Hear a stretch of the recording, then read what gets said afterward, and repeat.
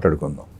ఈలోపు బాపట్ల జిల్లా చెరుకోలు మండలం రాజోలు గ్రామ వాసి అమర్నాథ్ గౌడ్ 15 సంవత్సరాల పిల్లాడు 10th క్లాస్ చదువుకుంటున్నాడు. వాళ్ళ అక్కని ఆ గ్రామంలో ఉన్న వైఎస్ఆర్ కాంగ్రెస్ పార్టీ కార్యకర్తలు వేధిస్తున్నారని ప్రశ్నించినందుకు ఆ పసివాడి మీద పెట్రోల్ పోసి తగలబెట్టారు. ఆ రోజు సాక్షిలో అమర్నాథ్ గౌడ్ బీసీ బిడ్డని వైఎస్ఆర్ కాంగ్రెస్ పార్టీ కార్యకర్తలు పెట్రోల్ పోసి తగలబెట్టారని ఎక్కడ వార్త రాయలా. డాక్టర్ సుధాకర్ కరోనా సమయంలో మాస్క్ అడిగినందుకు వేధించి వెంటాడి పోలీసుల చేత చిత్రహింసలు పెట్టించి మరీ చంపారు.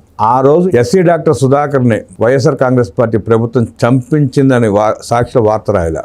డ్రైవర్ సుబ్రహ్మణ్యం వైఎస్ఆర్ కాంగ్రెస్ పార్టీ ఎమ్మెల్యే హింసించి చంపి డోర్ డెలివరీ చేస్తే ఆ రోజు వైఎస్ఆర్ కాంగ్రెస్ పార్టీ ఎమ్మెల్సీ దళిత బిడ్డని డ్రైవర్ని చంపి డోర్ డెలివరీ చేశాడని చెప్పి వార్త రాయలేదు. వరప్రసాద్ జగన్మోహన్ రెడ్డి ముఖ్యమంత్రిగా ఉన్నప్పుడు ఇసుక అక్రమ తవ్వకాలను ప్రశ్నించినందుకు పోలీస్ స్టేషన్లో కూర్చోబెట్టి శిరోమణనం చేసి హింసించి ఇబ్బంది పెట్టారు. ఆ రోజు కూడా ఎస్సీ బిడ్డని దారుణంగా హింసించి శిరోమణనం చేశారని సాక్షులు ఎక్కడ వార్త రాయలా. పల్నాడు ప్రాంతంలో చంద్రయ్య బీసీ నాయకుడు, తెలుగుదేశం పార్టీ నాయకుడు, ఆయన్ని పార్టీ మారమని జగన్రెడ్డికి జై కొట్టమని ఒత్తిడి చేసినా ఆయన పార్టీ మారలేదు.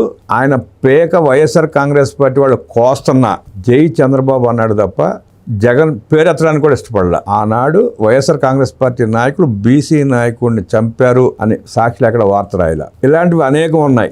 ఎస్సీ ఎస్టీ బిడ్డలను సుమారుగా 600 మందిని చిత్రవద చేసి చంపారు, కొట్టారు, శిక్షించారు, దారుణంగా వ్యవహరించారు. బీసీలది అదే పరిస్థితి. ఆనాడు 5 ఏళ్ల జగన్మోహన్ రెడ్డి పరిపాలనలో జరిగిన ఘోరాలకు కానీ, నేరాలకు కానీ, దారుణాలకు కానీ కుల ప్రస్తావన తీసుకురాలేదు. కనీసం ఆ వార్తని సాక్షిలో రాయలా. ఇవన్నీ ఎందుకు చెప్పుకోవాల్సి వచ్చిందంటే ఈ రోజు విజయవాడ పడమటకు చెందిన ఒక రౌడీ షీటర్ 23 కేసుల్లో ముద్దాయి, 20 కేసుల విచారణ పూర్తయింది. మరో 3 కేసులు విచారణ దశలో ఉన్నాయి, విచారణ జరుగుతూ ఉన్నాయి. 2 కేసుల విచారణకు హాజరు కాకపోతే కోర్టు సమన్లు జారీ చేసింది. అతని కోర్టులో ప్రవేశపెట్టే ప్రయత్నం పోలీసులు చేస్తున్నారు. ఇటీవల జగ్గపేట దగ్గర తన స్నేహితులతో కూర్చుని మందు పార్టీ చేసుకుని ఒక స్నేహితుడిని బీర్ బాటిల్తో తలకాయ మీద కొట్టి చంపేశాడు. ఆ కేసులో అరెస్ట్ అయ్యి రిమాండ్ పూర్తి చేసుకుని బయటకు వచ్చిన తర్వాత మిగతా కేసుల విచారణకు హాజరు కాకపోవడం, వారెంట్లు జారీ కావడం, ఆ వారెంట్ల వల్ల పోలీసులు ఎక్కడ అరెస్ట్ చేస్తారన్న ఉద్దేశంతో అతను పారిపోయాడు. ఎక్కడికి పారిపోయాడో తెలియదు. అతనేం పసిపిల్లాడు కాదు, అమాయకుడు కాదు, రౌడీ షీటర్, కరుడు కట్టిన నేరగాడు. దాని మీద ఈరోజు సాక్షిలో ఒక వార్త రాశారు. గంజాయి స్మగ్లింగ్, గంజాయి అమ్మకాలు, వ్యక్తుల్ని హత్య చేయడం, కొట్టడం, దౌర్జన్యాలు చేయడం, ఇలాంటి కేసులన్నీ, ఇలాంటి ఆరోపణలు ఎదుర్కొంటున్నాడు అతను. వార్త ఏం రాశారంటే ఎంత అసహ్యకరంగా సాక్షి తయారైందంటే ఆ వార్త చూస్తే అర్థమవుద్ది. ఆ వార్త హెడ్లైన్ కాపు యువకుడిది లాకప్ డెత్తేనా. ఇక్కడ కుల ప్రస్తావన ఎందుకు వచ్చింది?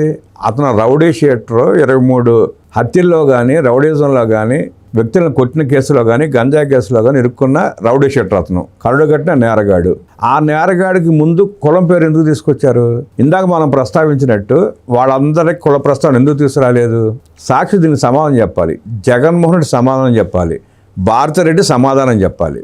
రౌడీ షీటర్కి కులాన్ని తగిలించి కాపు యువకుడిది లాకప్ డెత్తేనా అని హెడ్డింగ్ పెట్టడం ఏంటి? అసలు పోలీసులు ఎక్కడ అరెస్ట్ చేశారు? పోలీసులు ఎక్కడ అరెస్ట్ చేసి కోర్టులో ప్రవేశపెడతారన్న భయంతో ఆ రౌడీ షీటర్ పారిపోయాడు, ఇల్లు వదిలిపెట్టి. ఎక్కడ పారిపోయాడో తెలియదు. ఆ రౌడీ షీటర్ పేరు సాయికృష్ణ. అతని తల్లి, నా కొడుకు కనపడట్లేదు, పోలీసులు కిడ్నాప్ చేశారు అని వైఎస్ఆర్ కాంగ్రెస్ పార్టీ నాయకులు ఆవిడ మీద ఒత్తిడి తీసుకొచ్చి ఆమెతో కంప్లైంట్ ఇప్పిస్తే కోర్టు విచారణ చేపట్టింది. కోర్టు ముందు ప్రవేశపెట్టమని చెప్పింది. దొరికితే తీసుకొచ్చి ప్రవేశపెడతారు, అది వేరే సంగతి. అసలు వార్త రాయకుండా కాపు యువకుడిని ప్రస్తావించడంలో సాక్షి ఒక్కరాక్షి ఉద్దేశం ఏంటి?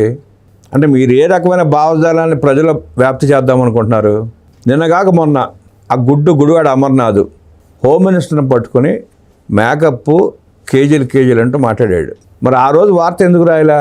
ఎస్సీ మహిళ మీద వైఎస్ఆర్ కాంగ్రెస్ పార్టీ నాయకుడు మాట్లాడటం ఏంటి, మహిళల గురించి మాట్లాడటం ఏంటి, వ్యక్తిత్వహనం చేయడం ఏంటి, మేకప్ల గురించి మాట్లాడటం ఏంటి అని చెప్పి ఎందుకు నిలదీయలా? అంటే సాక్షి తనకు అనుకూలంగా తనకు రాజకీయ పబ్బం గడుపుకోవడం కోసం అవసరమైతే ఏ స్థాయిగా దిగజారిపోయింది, ఇంకా దిగజారదు అనుకున్న ప్రతిసారి అంతకంటే ఎక్కువ దిగజారిపోతా ఇలాంటి నీచ వార్తలు రాసుకుంటా కూర్చుంది. పెద్ద ఆర్టికల్ రాసింది ఆ సాయికృష్ణ మీద.